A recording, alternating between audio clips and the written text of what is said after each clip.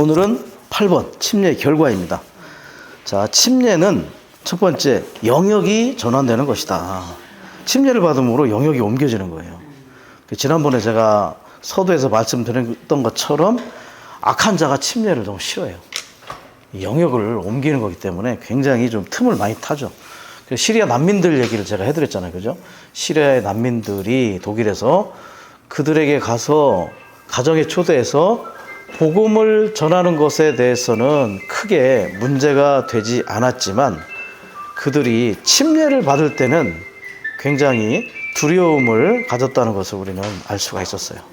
왜냐하면 침례를 받고 나면, 그래서 뭐라 했냐면 동영상이나 사진 찍지 마시고요, SNS에 절대 올리시면 안 되고요, 그 난민 수용소에서 그것이 발각되는 순간 쥐도 새도 모르게 죽는다는 거예요.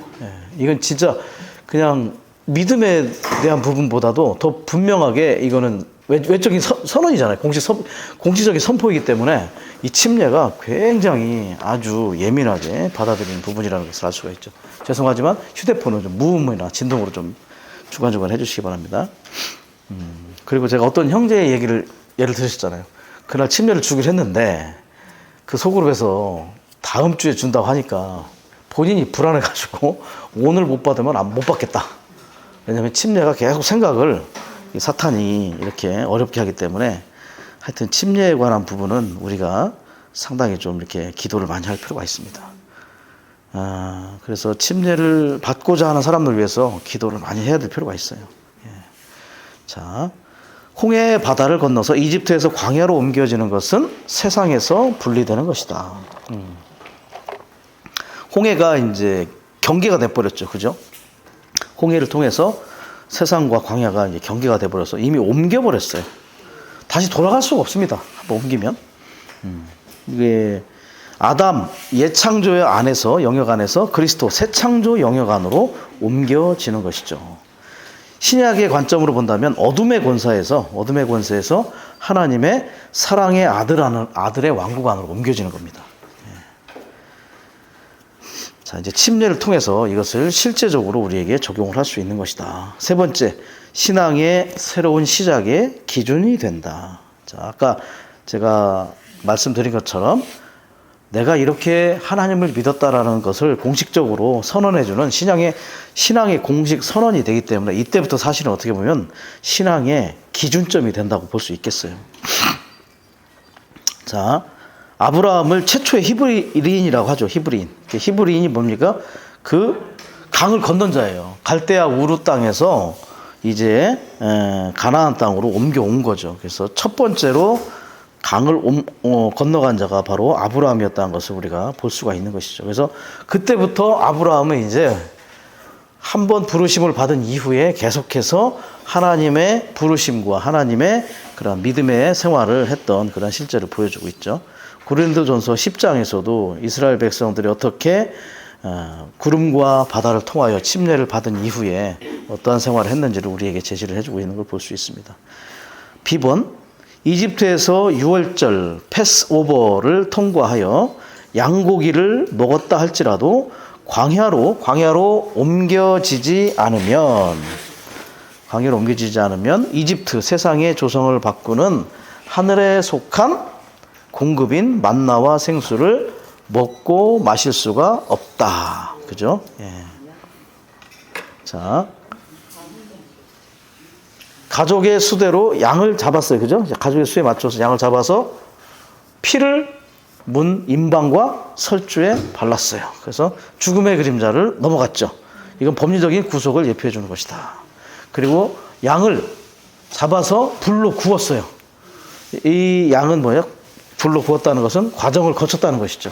과정을 거쳐서 우리에게 생명의 공급이 되신 그리스도를 이야기하는 겁니다. 그래서 먹었다는 것은 받아들였다는 거예요. 영접했다는 거죠. 그래서 양고기를 먹었다는 것은 구원받은 것이다. 그래서 이 유월절을 통과함으로 말미암아 그들은 구속과 구원을 체험한 그러한 예표를 가지게 되었습니다.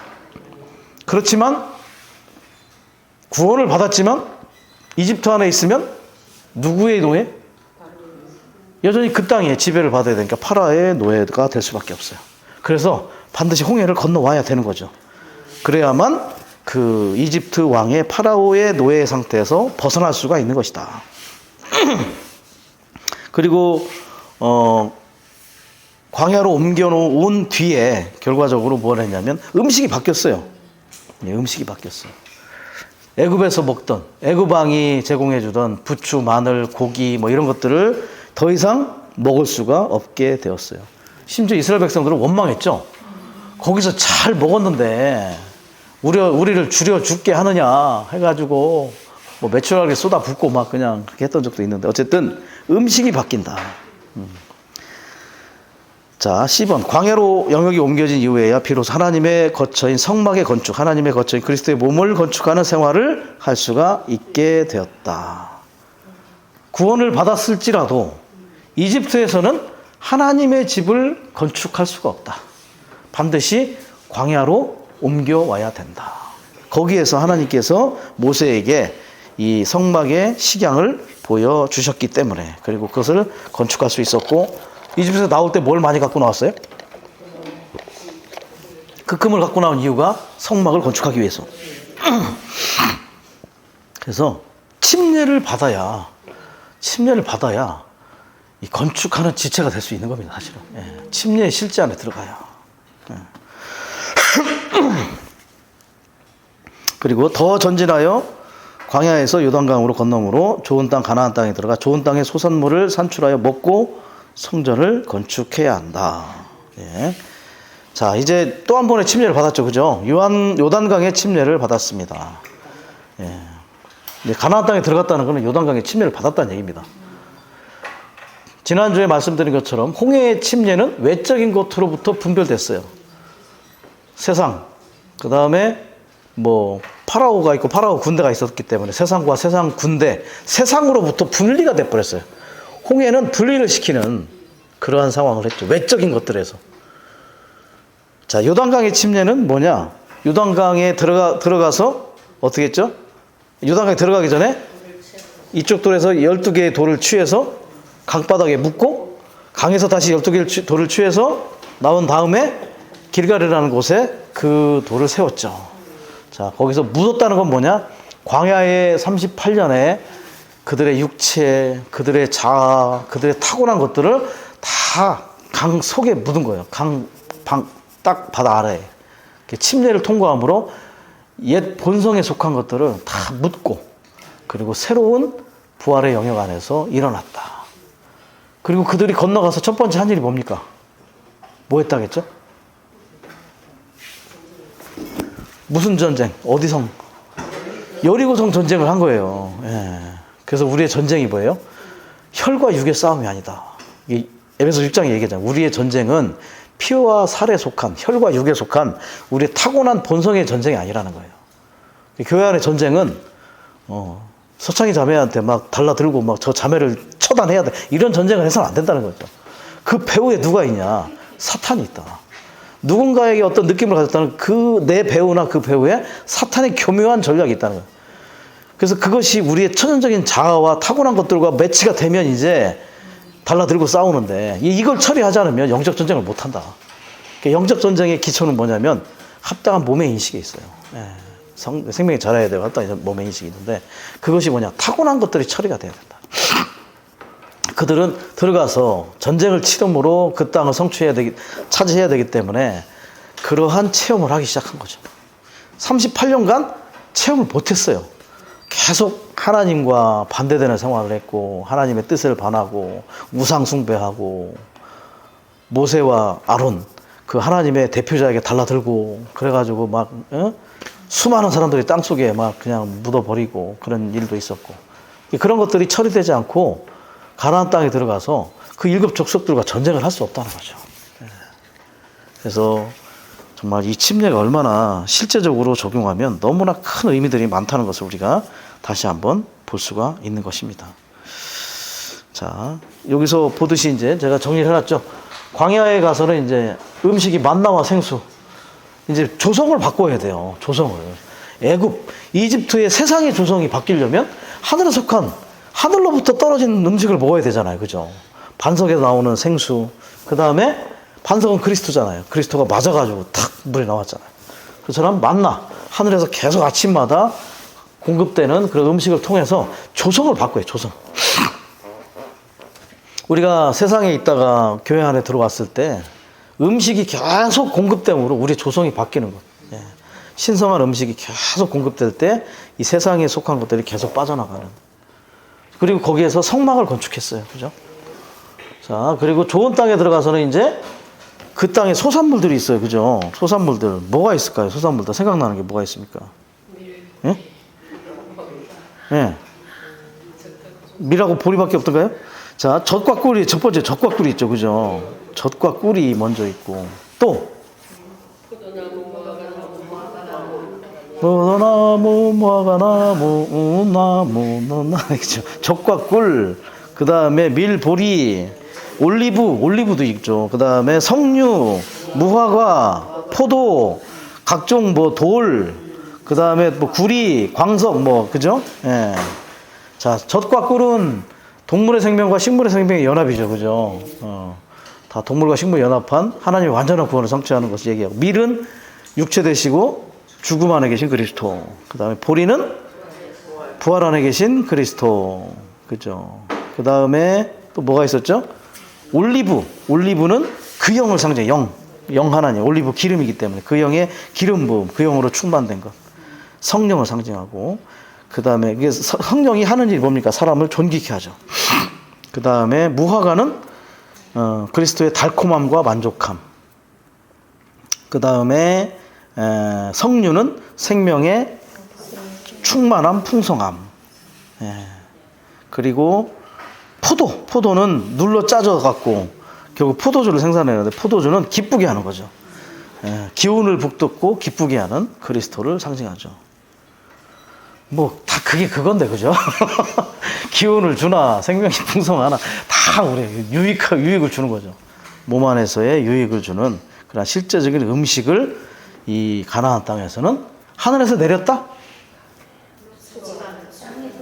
예, 수고해야 돼요. 땀을 흘리고 수고하는 일을 해야 돼요. 그래서 예전에 그 대만에 갔을 때 대만의 어떤 형제님이 얘기하는데, 보통 동남아는 한 3모작 1년에, 우리는 2모작 보리하고 쌀하고 생각하면 2모작 되는데, 좋은 땅에 가나안에 진짜 축복이 있을 때는 한 18모작 정도가 가능했다고 내가 몇 번 얘기했는데 처음 듣는 것처럼 또 이렇게 하신다. 18모작이 가능했다고는 그 문헌에 있답니다. 예. 18모작. 그러니까 그거 있잖아요. 민수기에도 포도 한 송이를 양쪽에 이렇게 띠미고 오는 것처럼. 그러니까 뭘 얘기하냐면, 수고만 하면, 얼마든지 수고만 하면, 예. 1년에 2모작이면 2번 농사를 짓는데 수고를 해야 되지만, 18모작이면요, 자기만 부지런하면 얼마든지 소출이 난다는 거예요. 예. 한 달에 한 번도 더 되는 거죠. 그죠? 이게 진짜였는지 모르지만, 이제 그분이 이스라엘에 갔을 때 거기에 가이드가 설명을 해주더랍니다. 예, 실질적으로. 근데 진짜인지 모르겠어요. 옛날에. 하여튼 그런 이야기가 있었다는 거예요. 그러나 그 뒤에는 막 이게 거의 저주를 받아갖고 그 땅이 황폐해졌잖아요. 그러나 진짜 젖과 꿀이 흐르는 것처럼 그 땅이 너무나 비옥할 때는 그 정도로. 그러니까 그 땅에 그 들어갔을 때, 그 정탐하러 들어갔을 때 그걸 봤잖아요. 그 포도가 무슨 이상한 포도도 아니고 그 정도로 땅이 좋다는 걸 알게 된 거예요. 어쨌든 이 땅에 들어가서는 어떻게 되냐? 수고하고 경작하고. 그래서 이제 만나는 그쳤어요. 이제 자동적으로 먹는 만나는 없고, 이제 거기에서는 더 이제 수고해야 되고. 자, 수고하는 목적이 뭐냐? 첫 번째, 하나님께 제물을 드리기 위한 거예요.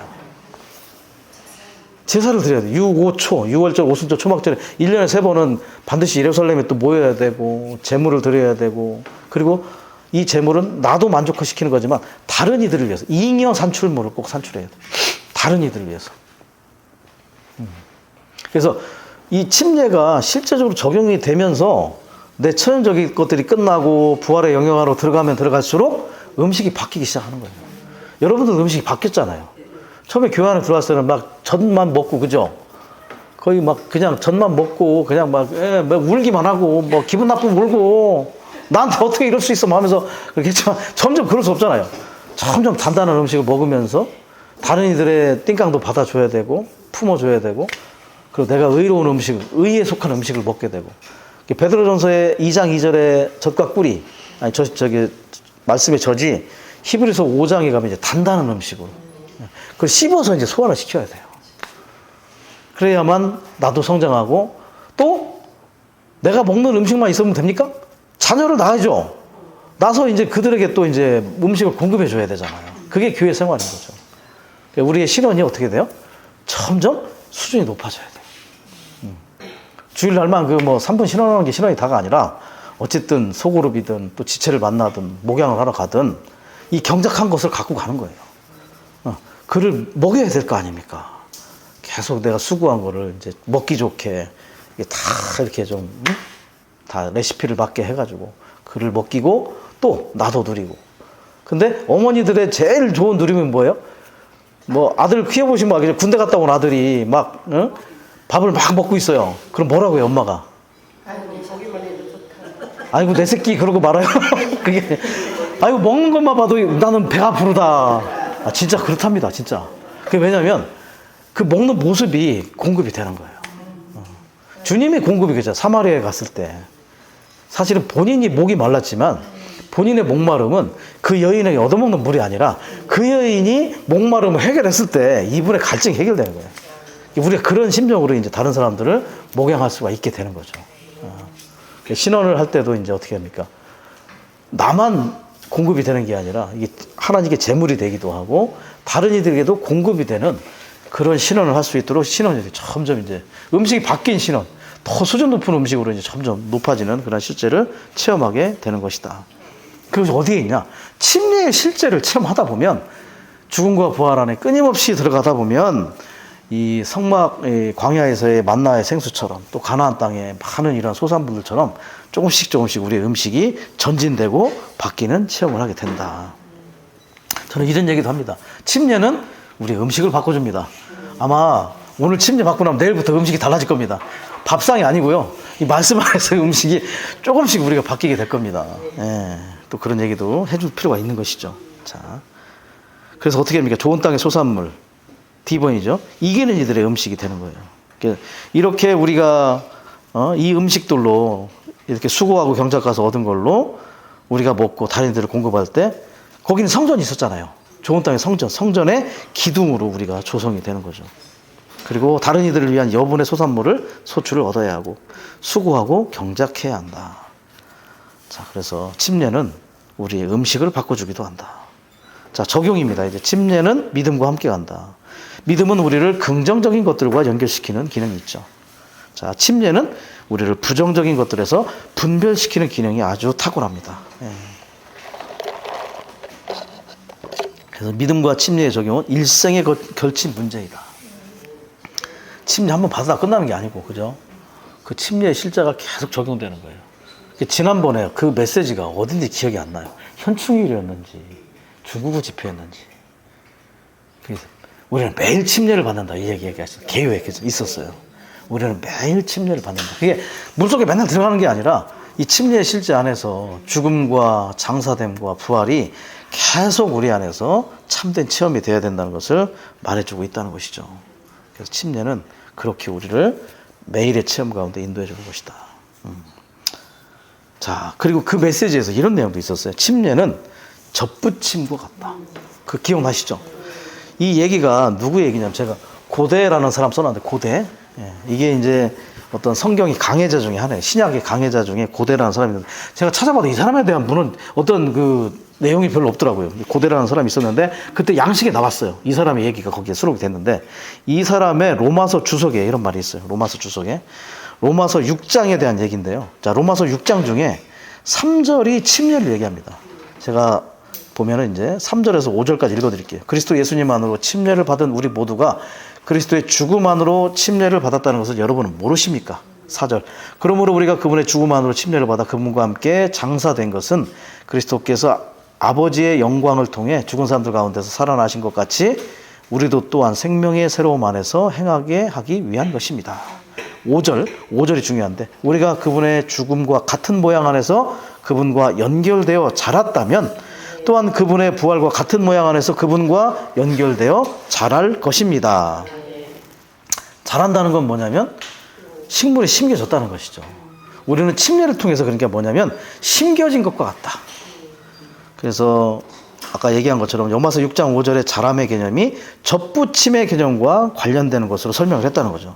자, 물속에 넣어졌을 때, 침례받을 때 물속에 넣어졌을 때는 흙 속에 심겨진 씨와 같다.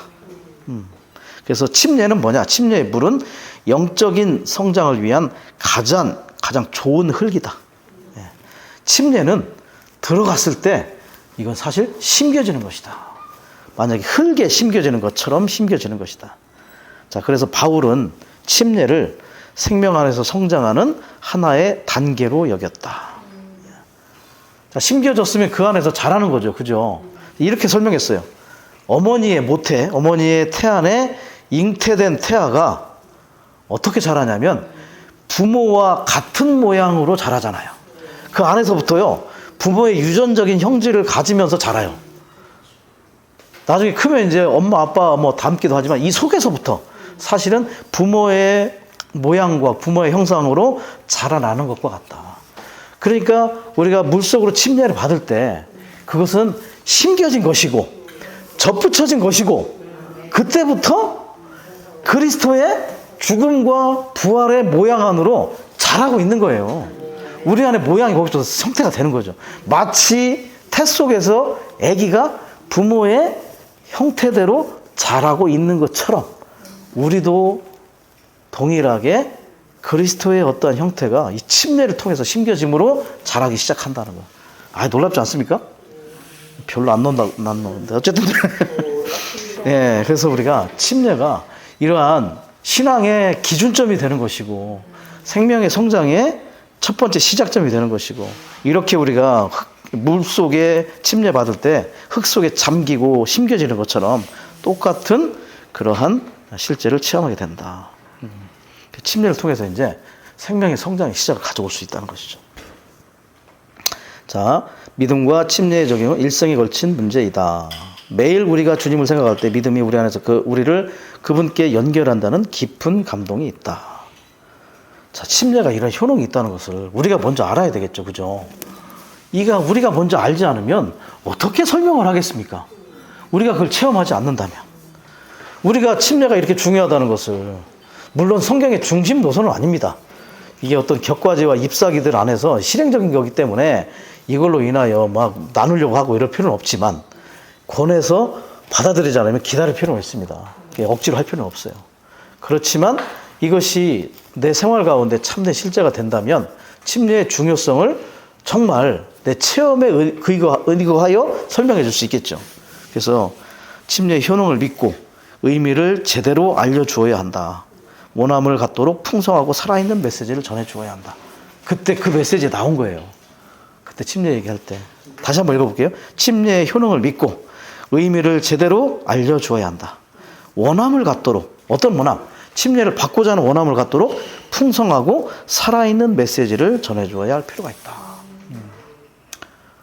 제가 예를 들었죠. 예전에 중국 유학생들이 엄청 많이 왔을 때 목양한다고 한번 대만에 통역자를 불러서 전국적으로 그 목양하고 있는 유학생, 중국 유학생들 침례를 주려고 했는데 저희가 데려갔던 유학생이 왜 나이키 신발 안 사주냐고 울더라고요. 그래서 이건 아니다. 그래서 목양을 잘못했구나. 그때부터 그 20, 30명씩 일주일에 2번씩 밥 먹이고 했던 걸 끝냈어요. 이건 목양이 아니에요. 지난주에도 제가 추가 강사했는데 중요한 건 1:1 목양입니다. 1:1 목양. 이영재님에게 마지막에 그 병원에서 그랬나 어느 간호사가 질문했다죠. 선생님에게 가장 뛰어난 업적은 무엇입니까? 보니까 뭐 교회에서 큰일을 하신 것 같은데 많죠. 라이프스타디 강의도 했고 그리고 뭐 3,000개가 넘는 지방교회도 세웠고 1년 7차 메시지들이 얼마나 많습니까? 그런 얘기 한마디도 안 했다는 거죠. 나에게 가장 뛰어난 업적은 사람을 1:1로 만나서 그를 목양하고 온전케 한 것이다. 이게 가장 뛰어난 이거밖에. 그게 아니면 어떻게 사람 온전케 하겠습니까? 특별 집회 메시지 한다고 해서 그게 다 온전케 되는 건 아니죠. 도움을 받을 수 있지만. 바울이 감옥에서 한 일이 뭡니까? 계속 편지 보내고. 에드마기님 그러더라고요. 낙심하지 않았다. 나는 더 이상 특별 집회를 할 수 없구나. 이런 생각을 하지 않았다는 거죠. 그 환경 안에서 편지를 보낸 것이 나중에 얼마나 그게 큰 교회 안에 도움이 됐습니까? 그 환경과 상황 안에서 우리에게 필요한 것은 사람을 목양하는 것이다. 뭐하다 여기 왔죠? 어쨌든 침례를 줄 때 정말 원함을 가질 수 있도록 풍성하고 살아있는 메시지를 전해줄 필요가 있다. 우리가 그 실제를 체험하는 게 중요한 것 같아요. 아멘. 우리의 매일의 생활에서 침례는 그리스도의 죽음에 대한 실제화이고 적용이다. 죽음을 실제화하고 적용하는 것은 우리를 우리의 기질과 세상과 죄와 자아와 타고난 생명과 부정적인 모든 것에서 분별시킨다. 자, 또한 침례는 뭡니까? 죽음의 틀 안에 넣어지는 것이다. 죽음의 틀 안에 넣어지는 게 침례다. 그래서 빌립보서 3장 10절에 보면 나는 그리스도와 그분의 부활 능력과 그분의 고난의 교통을 알고 그분의 죽음과 같은 형상을 이루어 라는 부분이 있어요. 죽음과 같은 형상을 이룬다라는 건 뭐냐면 그리스도의 죽음을 생활의 틀로 취하는 거예요. 우리 생활의 틀이 뭐라고요? 그리스도의 죽음. 틀. 우리가 침례를 받을 때 사실은 심겨지는 거기도 하고 죽음의 틀 안에 넣어지는 것이다. 침례는 그리스도와의 유기적인 연결의 관계 안으로 넣어지는 것이다. 그리스도 안으로 믿은 것을 침례를 통하여 유기적인 연결 안으로 인도하는 것이다. 그리스도의 죽음과 부활 안으로 넣는 것이며 또한 그리스도의 몸 안으로 넣는 것이다. 몸 안으로 침례받는 것입니다. 저는 침례를 줄 때 두 가지를 선포합니다. 두 가지를 선포하는데 부산교회는 이경자 자매님에게 아버지와 아들과 성령의 이름 안으로 그리스도의 몸 안으로 침례를 줍니다. 이렇게 두 가지를 이야기하므로 삼위일 하나님의 인격 안으로 들어가는 것도 그분의 영역 안으로 들어가는 것도 있지만 그분의 몸 안으로 그리스도의 몸 안으로 몸의 입장 위에서요. 몸의 입장 안으로 침례를 받는 그러한 것도 선포를 해주는 것이죠.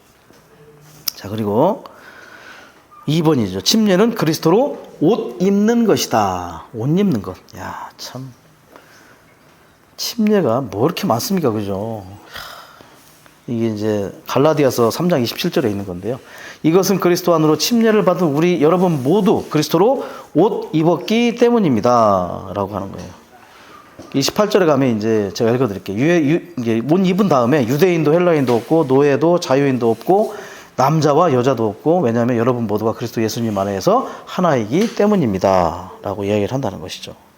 옷을 입어버렸어요. 옷. 자, 옷을 입으면 어떻게 돼요? 옷 속에 다 들어가잖아요. 옷 속에 들어가면 감춰지는 거예요. 우리가 아무리 날씬해 보여도 사실 그 숨겨진 비겁한 살들이 있을 수 있어요. 그죠? 자기만 아는 살들이 그걸 옷을 딱 입으면 다 가려져요. 다 가려져요. 그것도 소극적인 것들이. 특히 검은색 옷을 입을수록 더 잘 가려집니다. 이게.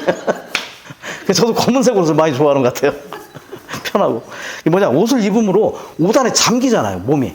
옷 속에 잠기는 거예요. 그러다 보니까 다 감춰지고 가려지고 삼켜지는 거다.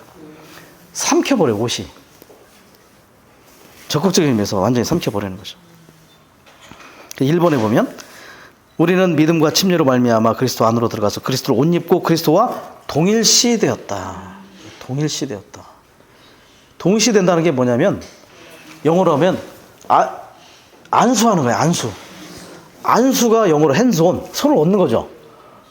그게 영어로 하면 뭐가 동일시된다. identify. 자, 구약에 이제 재물을 갖다 놓고 잡기 전에 뭐예요?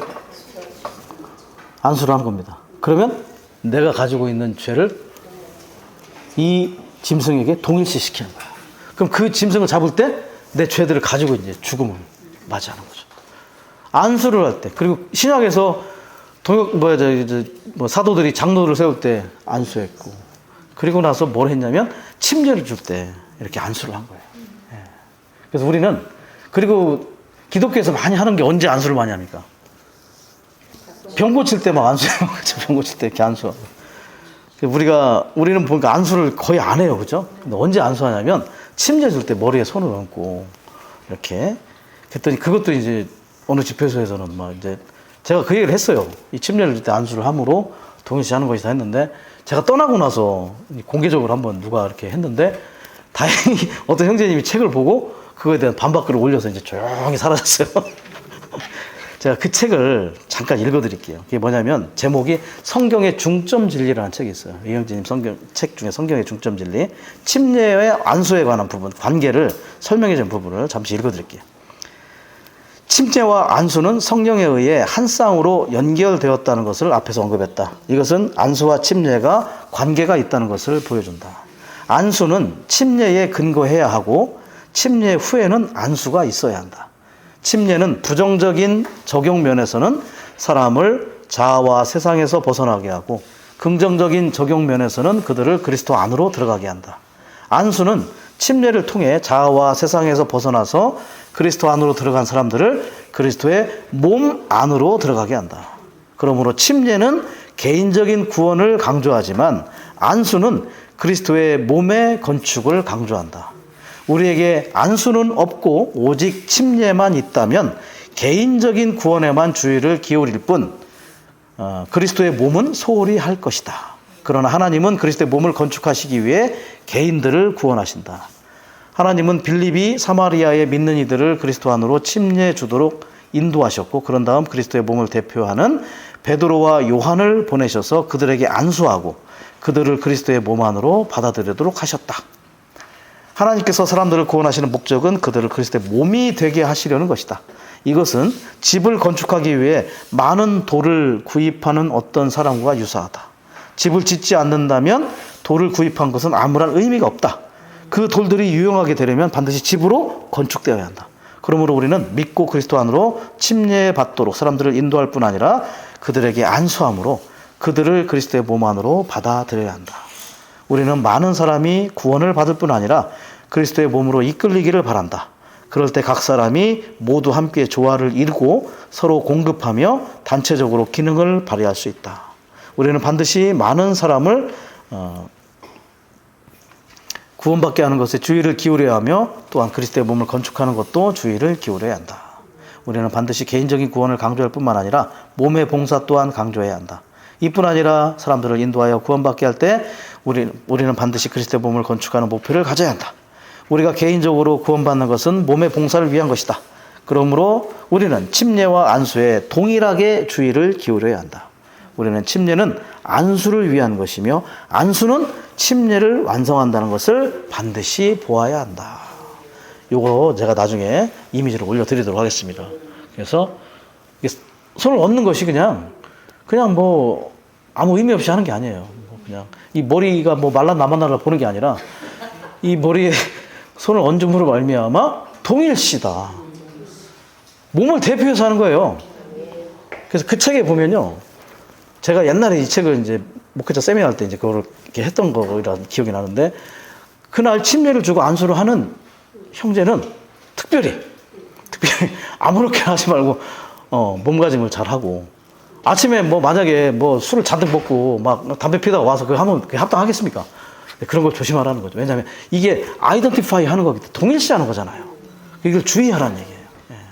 나의 어떠함이 그게 동일시되는 것일 수도 있다. 그때는 몸을 대표해서 동일시하는 거기 때문에 정말 합당하게 몸의 입장을 가지고 할 필요가 있다. 그러나 이것이 동역자야 장로냐 이런 사람들이 하는 건 아니에요. 왜냐하면 바울을 침례 줄 때 누가 왔어요? 아나니아라고는 한 번밖에 등장한 사람, 성경에서 유일하게 그 장에서만 등장한 사람이 왔기 때문에 몸에 지체라면 다 그때는 몸을 대표할 수 있어요. 그래서 특별하게 어떤 신분이 있는 것은 아니지만 그가 몸을 대표하여 안수와 침례를 주는 것이기 때문에 어쨌든 이 안수와 침례 관계, 이렇게 동일시라는 말을 여기서 이렇게 설명했습니다. 자, 이 침례를 받을 때 안수에 대한 부분을 설명한 그 성경 구절이 또 있어요. 사실은 사도행전 10장 47번에 보면 사도행전 10장 47번 7절 11번 각주에 제가 이렇게 말이 좀 헛나오는데 사도행전 10장 47절 1번 각주 침례 줄 때 안수를 하는 실행을 거기서 예를 들어서 설명을 해주고 있는 걸 볼 수 있습니다. 나중에 한번 찾아보시고.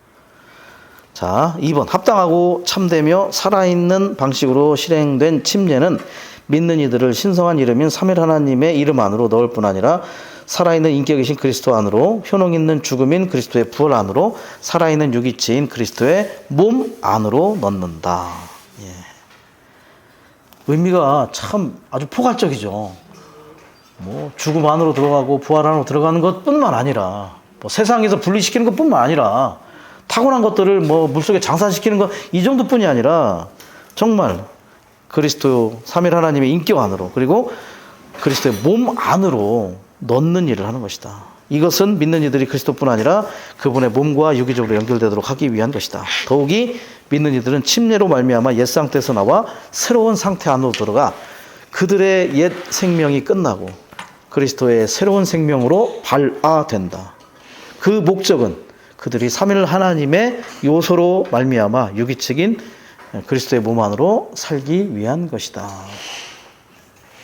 그 갈라디아서 3장 28절, 이러한 침례가 그리스도로 침례받은 것이 옷 입은 것이다 라는 걸 설명한 다음에 28절에 이 부분을 얘기를 하는데, 아까 보였죠. 유대인 헬라인도 없고 노예나 자유인도 없고 남자와 여자도 없고. 자, 이 부분을 각주에서 뭐라 하냐, 유대인 헬라인은 종족과 국적도 이 침례 안에 없다.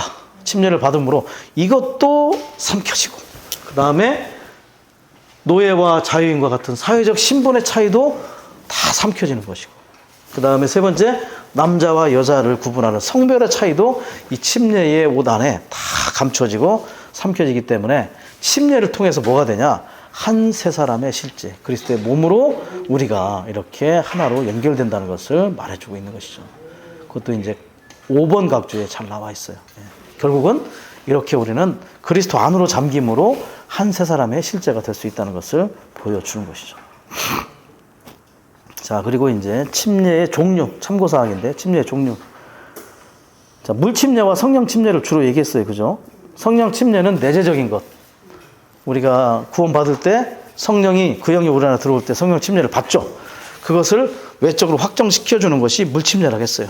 자, 불침례. 불침례는 뭐냐? 1번을 읽어보겠습니다. 물침례와 성령 침례는 믿는 이들에게 적용되며, 불침례는 믿지 않는 사람들이 영원한 멸망을 당할 곳인 불못의 불과 동일한 것이다. 불못에 가는 것이 불침례예요. 불은 무엇과 관련되어 있어요? 왜 심판합니까? 뭐 때문에? 응? 자, 칼은 뭐예요? 칼.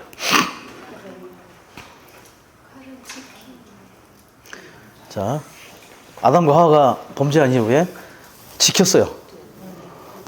불로 도는 불칼. 그 다음에 그룹이 지켰잖아요. 자, 불은 거룩, 칼은 의, 그룹은 영광. 의와 거룩과 영광이 지켰어요. 못 들어가게. 이 죄인들이 뭐예요? 의롭지 못하고 거룩하지 못하고 영광이 합하지 않기 때문에. 그래서 거룩하지 않을 때는 불로 심판을 내리고, 의롭지 않을 때는 물로 심판을 내리고, 그죠? 그래서 불못이라는 건 거룩하지 않은 모든 것들은 다 태워버려야 된다는 거죠. 우리도 혹시 불못의 느낌이 있습니까? 교회 안에서?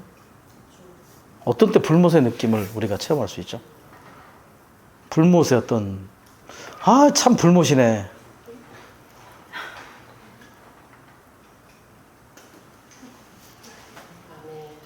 불못. 심판받, 뭐 그것도 참 좋은 생각이에요. 뭔가 심판받은 느낌? 그죠?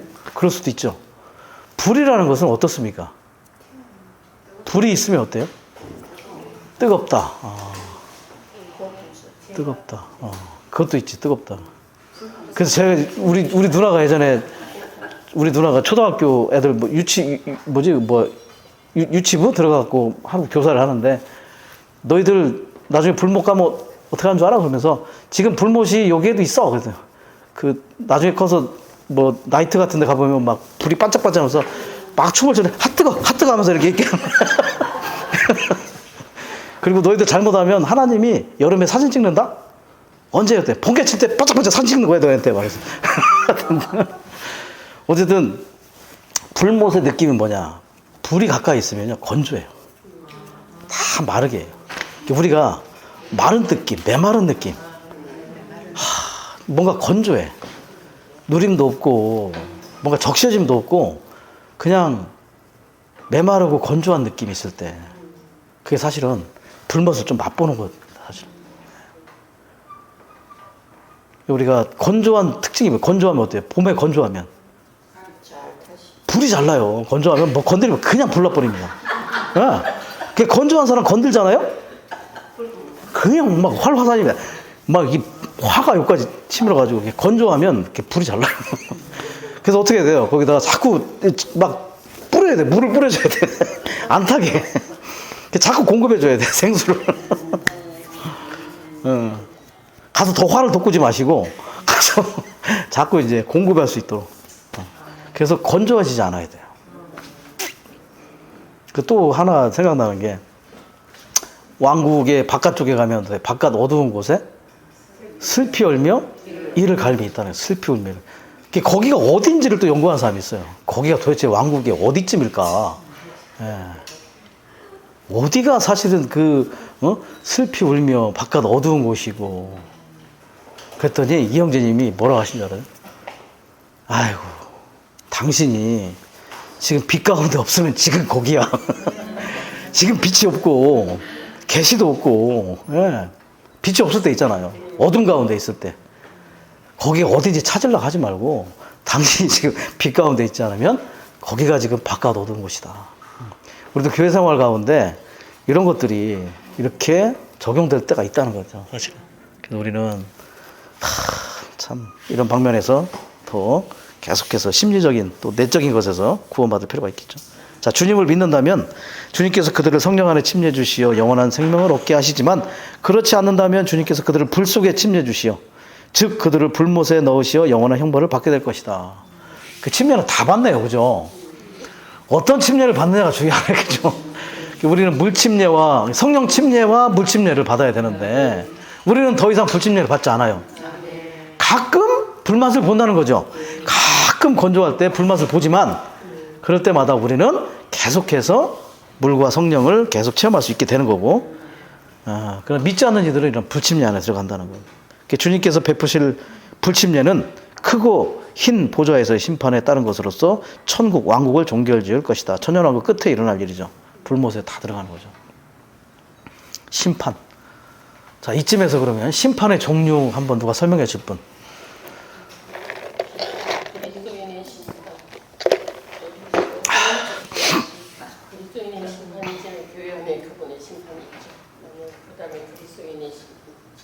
그리스도인들의 심판, 공중에서 그리스도의 심판이 있잖아요. 그리스도의 심판. 또 영화 영성의 심판.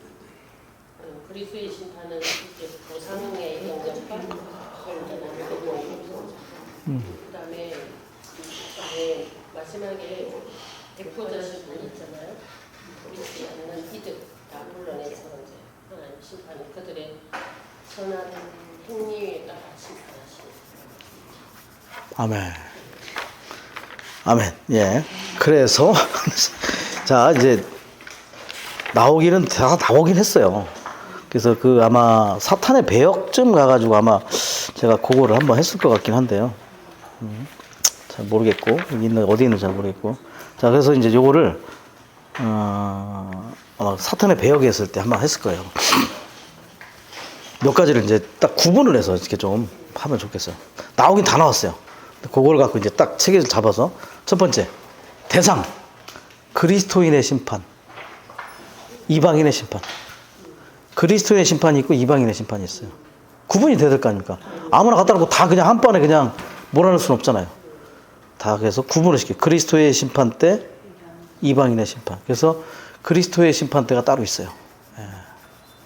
이방인의 심판 때가 따로 있고, 그러면 그 사람들이 또 보면은 죽은 자가 있고 산 자가 있을 거 아닙니까? 그걸 나눠야 될 거 아니에요. 죽은 자의 심판과 산 자의 심판을 나눠야 되는데 그리스도의 심판 때는 같이 해요. 공중에서. 살아있는 자나 죽은 자나 같이 해요. 자, 그러면 살아있는 자는 어떻게 심판할까요? 공중으로. 공중으로 휴거시키면 될 거 아니에요. 그죠? 공중으로 휴거 마지막에 나팔 불면 공중으로 휴거가 되는 거예요. 살아있는 심판 때가.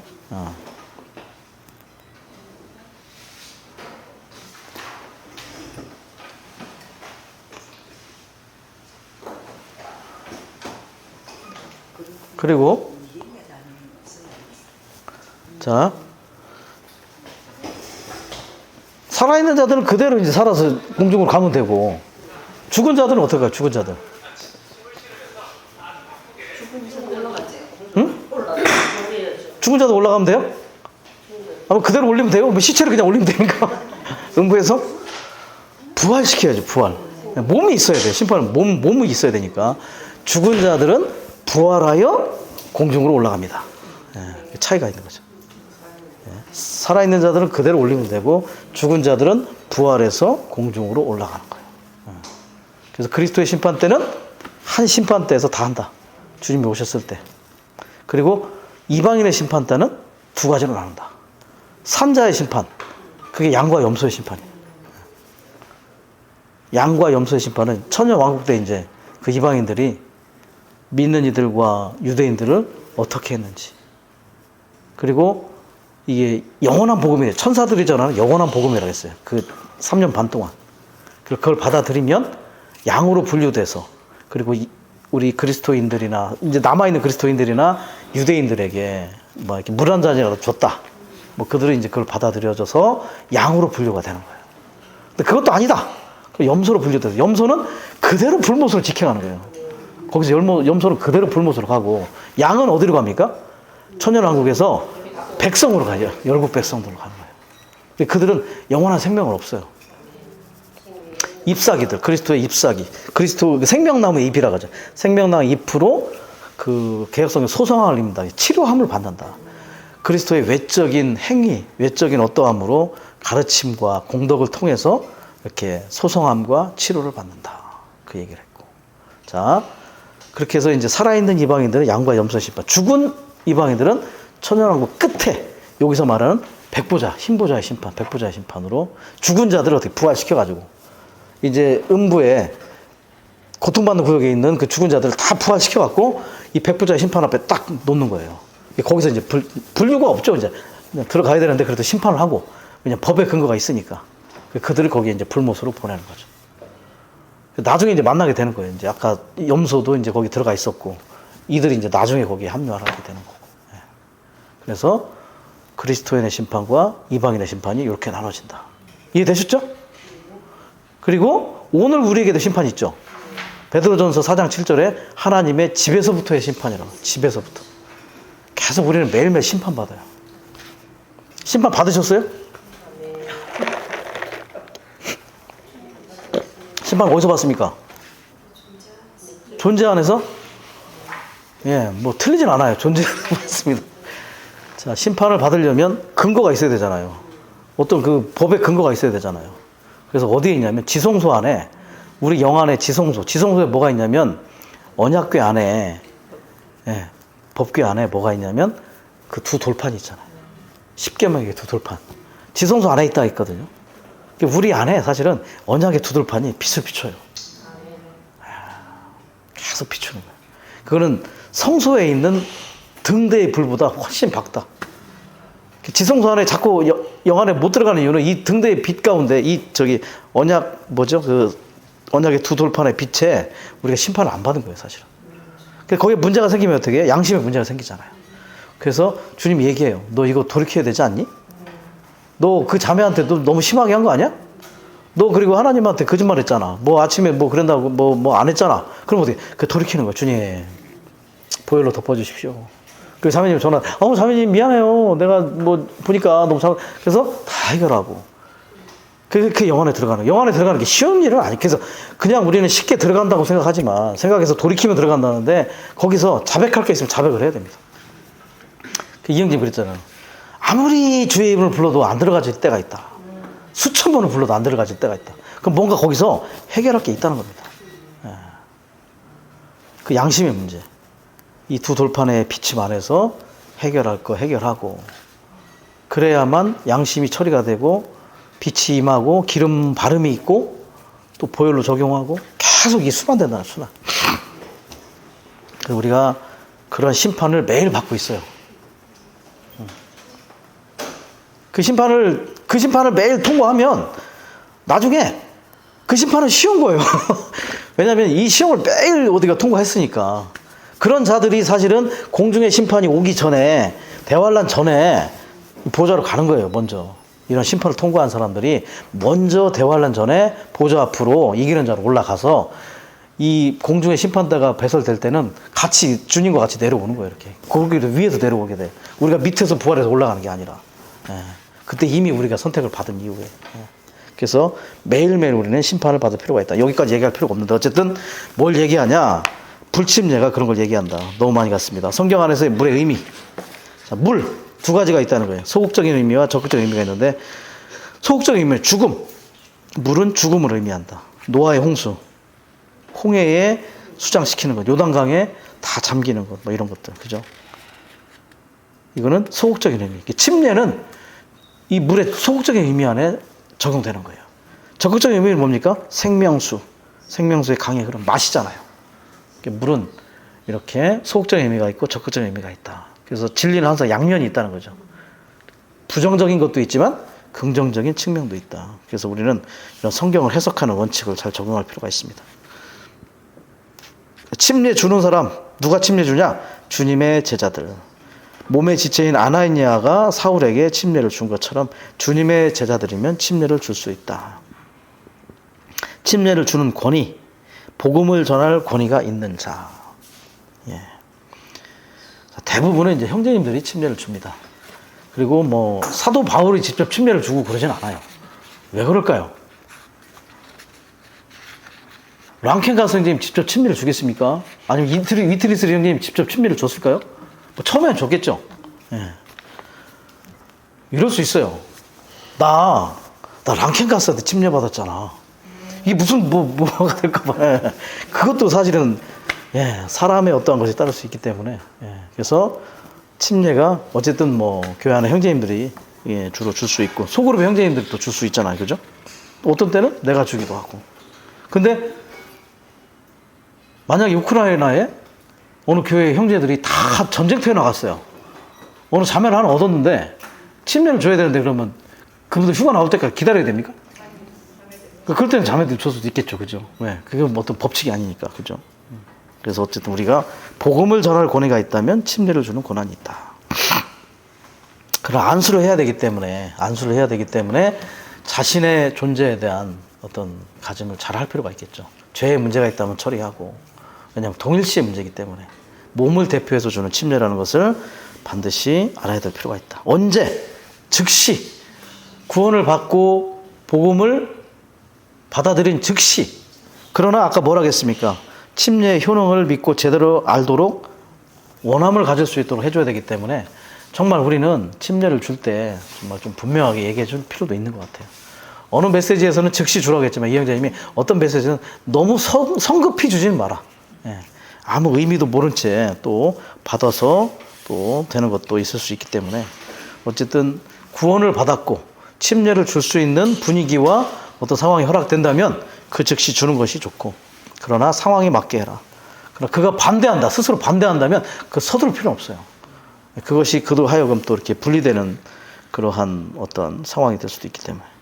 그럼 언제, 어디서, 물이 있는 곳은 어디든지, 바다이든지 계곡이든지 아니면 집에 뭐 욕조라든지 어디든지 물이 있으면 침례를 줄 수가 있다.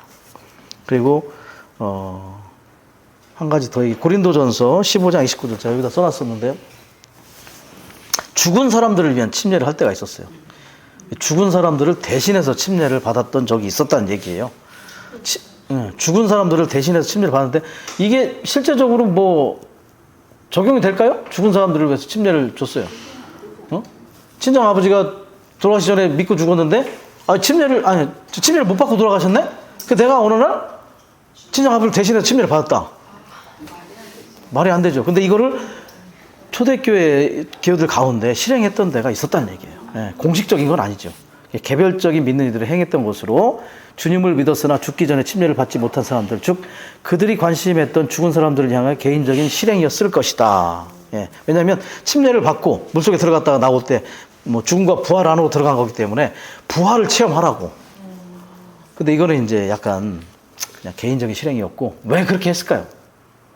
중요하다고 받겠으니까, 자기들 중요하다고 생각했으니까 했겠지만 어쨌든 이런 일도 있었다.